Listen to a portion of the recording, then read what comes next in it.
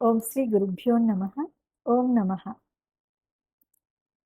మామూలుగా మనము లాస్ట్‌లో శాంతి మంత్రం చెప్పుకునేటప్పుడు, ఎనీ శాంతి మంత్ర చెప్పుకునేటప్పుడు 3 టైమ్స్ శాంతి, శాంతి, శాంతి అని చెప్పుకుంటాము. కదా! మరి అలా 3 సార్లు శాంతి, శాంతి, శాంతి అని చెప్పుకోవడానికి గల కారణం ఏంటి? దాని వెనకున్న అర్థం ఏంటి? ఎందుకు మనం అలా చెప్పుకుంటాము? అనేది ఇవాళ మనం తెలుసుకుందాం. అలా 3 టైమ్స్ మనము శాంతి, శాంతి, శాంతి అని ఎందుకు చెప్పుకుంటామంటే, 3 రకాలైన విపత్తుల బారి నుంచి మనల్ని రక్షించమని చెప్పేసని 3 సార్లు అలా చెప్పుకుంటాము. మరి ఆ 3 రకాలైన విపత్తులు ఏంటి అంటే, ఆది దైవిక, ఆది భౌతిక, ఆధ్యాత్మిక.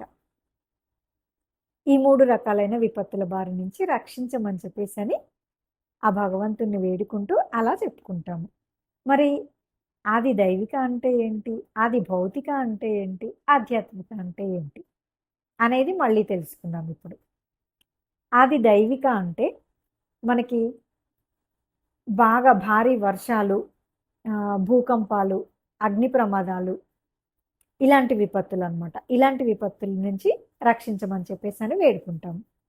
అలాగే మరి ఆది భౌతిక అంటే మనకి విష సర్పాలు, క్రూర మృగాలు ఇలాంటి వాటి బారిన అంటే పాములు, తేళ్ళు, పులులు, సింహాలు ఇలాంటి వాటి బారి నుంచి మనల్ని రక్షించమని చెప్పేసని అలా చెప్పుకుంటాము.